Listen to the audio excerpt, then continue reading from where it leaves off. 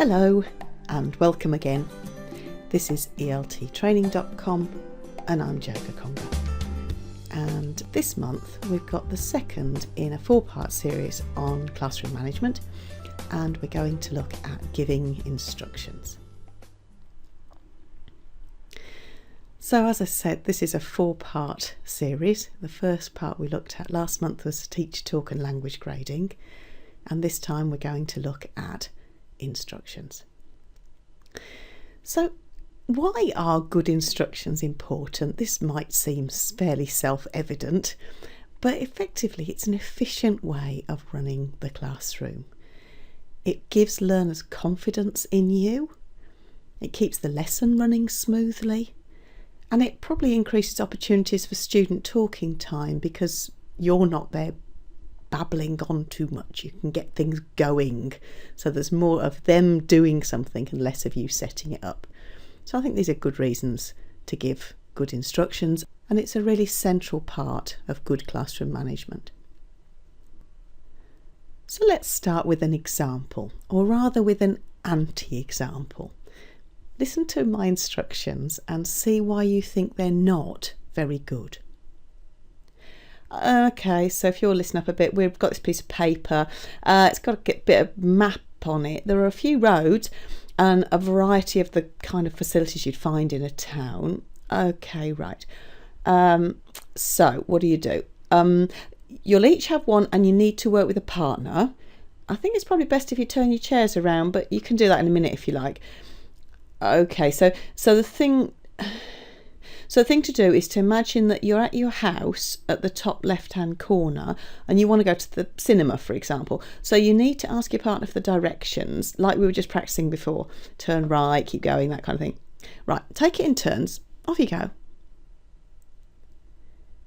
Now, I hope you'll agree with me that those instructions weren't very good. So let's see how we could improve them. There are a few golden rules, I think, of giving good instructions. I never like to put down rules, maybe guidelines, golden guidelines we could say. The first thing is that it's really worth planning your instructions, especially when you're a novice teacher. It is worth thinking about what you're going to say, how you're going to give the instructions, and practice them. Quite simply, that's worth doing. Not all the time, but sometimes it's worth doing. First thing then is get their attention. They have to be listening to you in order that they're going to understand your instructions. So get their attention first. Doesn't have to be anything major. Right, okay. Something of that nature will get their attention. Be decisive. If you feel that you know what you're trying to get across, and this is where planning and practicing will come in. If you know what you're going to say and you know where you're going, it will all be easier, I promise you. Part of the thing is confidence. So be decisive, know where you're going, know what you've got to do, and don't shilly-shally about it. Speak clearly, project your voice, make sure they can hear you. And associated with that is that you need to use short sentences and simple language. This is particularly true at lower levels, of course, but even at higher levels. The objective here is to give them instructions they'll understand, so you don't need to make it complicated.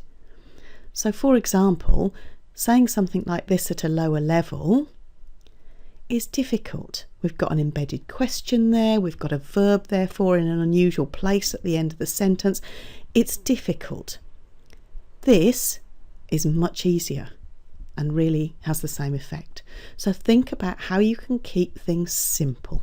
That's worth thinking about. Speak to the whole class. Now this might seem very obvious, but if this is your classroom, those orange dots are your learners sitting around the tables, perhaps. If you're standing here, for example, and talking to this table, then your back will be turned to quite a few of your learners and they won't be able to hear you even if they wanted to, or you won't catch their eye, you won't ensure that they're understanding. Here might be a better place. Or possibly even here, but make sure they can all see you. Make sure they're all paying attention to you and make sure you haven't got your back to any of them. Use visual or written clues. So in the example that I gave you, the obvious thing to do would be to show them the map that you're talking about. Show them what you want them to do. And associated with that, use gesture, point, use body language. If you want them to work in pairs, show them who you want them to work with, using your hands, for example.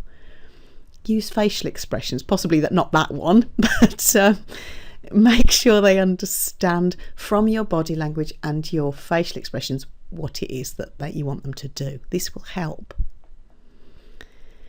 Demonstrate. This is the big one. If you take nothing else from this video, this is really key.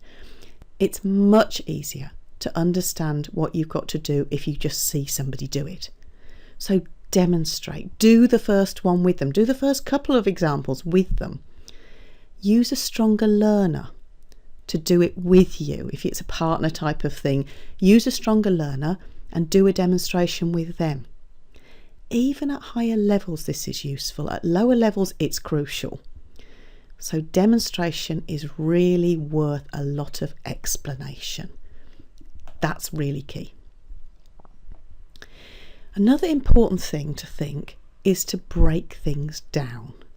Smaller steps. Don't give too many instructions at the same time. So give one instruction and get them to do it. Then give the next instruction.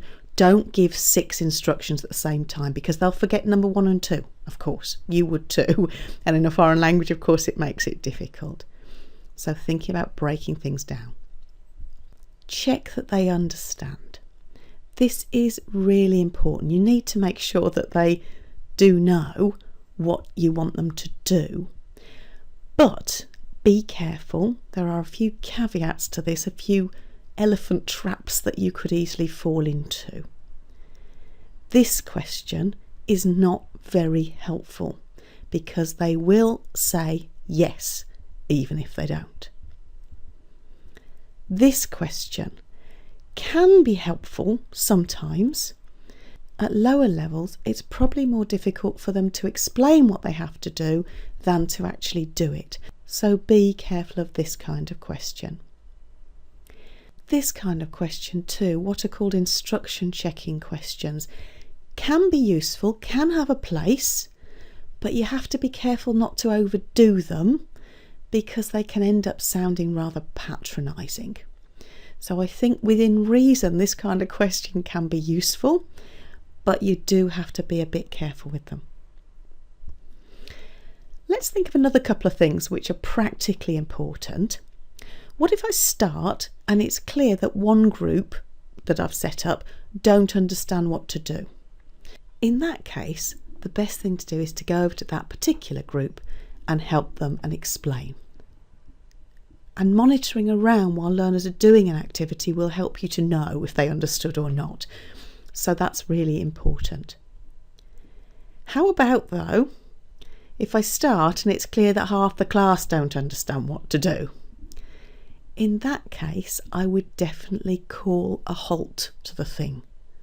It's not worth going round and explaining 6 times to 6 different groups the same thing.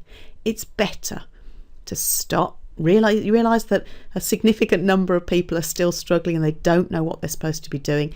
It's fine to say, okay, hang on, stop a minute. Right, let's just give those instructions again. Let's make sure they understand what to do. And then we can start again and the lesson will continue smoothly.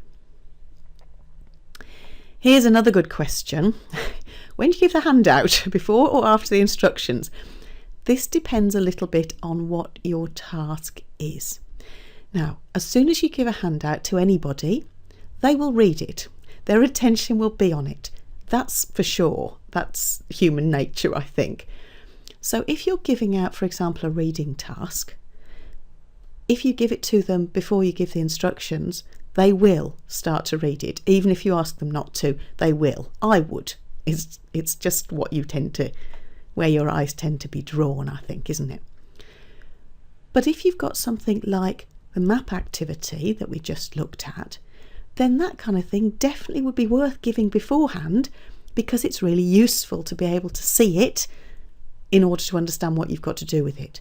So there's not a right or wrong answer to this question, I think, but it's worth considering why you choose to give it before or not. That's worth thinking about. So we started off with a bad example. Let's look at a better example of the same thing. Okay, can you all look at me? Good. Now we're going to practice giving directions. Turn right, turn, learners left. Yes, good. So here's a map. Can you see this? Obviously I'm showing it to them. They've probably got the handout on their table at that time. It's a town. Here's my house, and I want to go to the cinema. It's here. I'm going to show them. So what do? I come out of my house and I turn right. And then at the crossroads, and I'm pointing at this at the time, I turn left. Good. And go straight on. The cinema, and I'm pointing at this at the same time, is on my left. Okay, Salma, let's have an example. How do I get to the coffee shop from my house?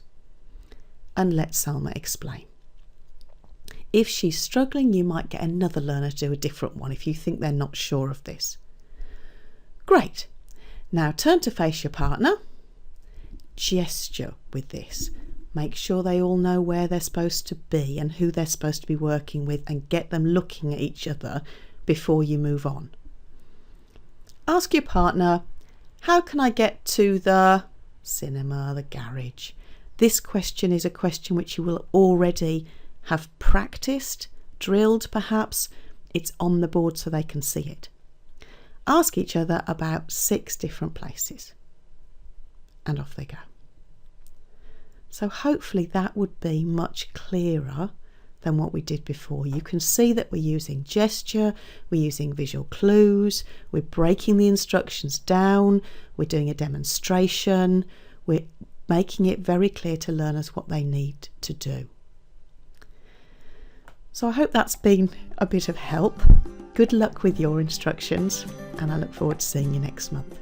Thank you very much. Bye bye.